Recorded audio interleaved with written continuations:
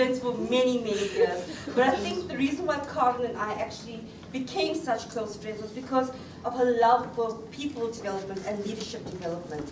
And it's this love for leadership development that actually propelled Karen further into her career as an industrial psychologist. And she's got her PhD in psychology. Karen is also, was an avid mountain climber. She's done Kilimanjaro. She's also done management consulting as well as executive coaching as well. So when it comes to people development and understanding the dynamics of people and how to get the best out of people, how to elicit that greatness, and I think we've got quite a master in having Karen here today. So Karen has written a book. I don't know where she found the time, however she did. And the book is entitled Coaching Leaders, the 7P Tools to Propel Change. And we've invited Karen here to help propel change and instill the greatness, or rather elicit the greatness from us here at Stand Up. So ladies and gentlemen, please join me in welcoming Karen to the session.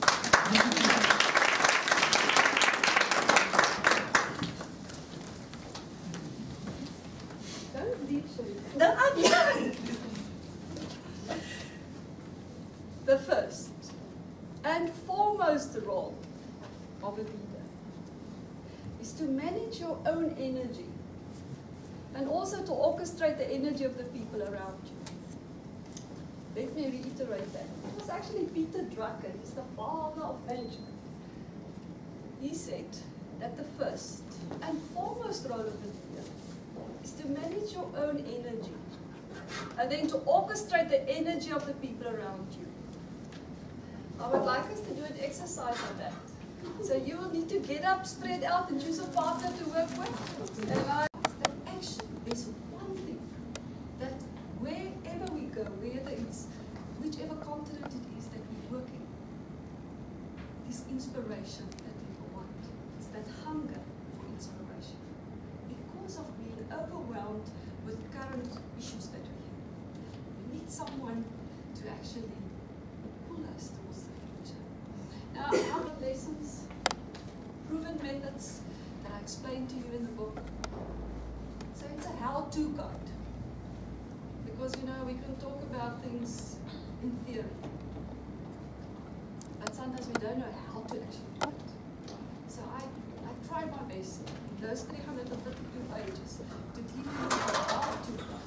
To coach yourself in leadership and to coach others. Yeah, and it's to me like sowing a seed. And I'm confident that it will be worthwhile and fertile soil.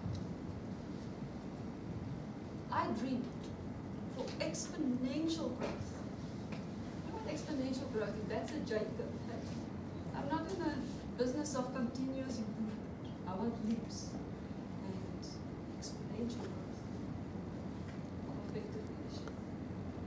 So that's why I do everything to empower people, invest of people, and coach you so that you can go and coach others. And then they can coach others. And we reach exponential growth and accessible coaching. As a psychologist, I wanted to know what the P stands for. What do you think is the P? The 7P tools. What is that P? Sorry? People, power, progress, prosperity. Like that. My problem I was like, I have a 13-year-old and 16-year-old, the PP tools, that's what they call it. So hopefully you think it's for profound or for potential. Or hopefully it's not what it is. It was actually for pool. Because if you look at this color, it looks like it's upside down. I must tell you, a lot of people ask me, why do you have upside down people on the path? But it's a reflection. Can you not see that? So it's like a pool. So each one of these 7 areas is like a pool. Where sometimes I don't go into cold, so I'll just test the water. It's too cold, I'm not going in. And that's sometimes how we feel about coaching somebody and whether you will go into another area of their lives, for example. So it's not a pool where you will test the water. Is this something I want to try? Is this a technique I would like to explore? Or, no, I'm not going there. And also the person you are coaching, your leader that you are coaching, to get that leadership out of them. And will also decide whether they will go into the pool. So that's actually what this is. And now I would like to show that on the one hand, allowing yourself to step into the role of being a leader, to take on that identity, and then purposefully do things to influence.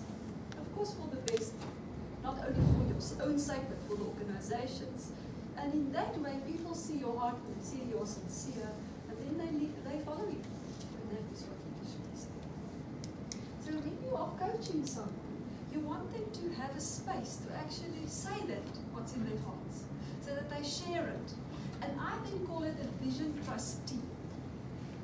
So the people that you shared with just now, it will be nice if that person can remind you, say a week from now, next week Wednesday, just give you a call or drop you a mail to say, as your vision trustee, I'm just hearing how you are living your purpose at the moment. Are you making a difference? If you said, I want to make a difference, are you making a difference?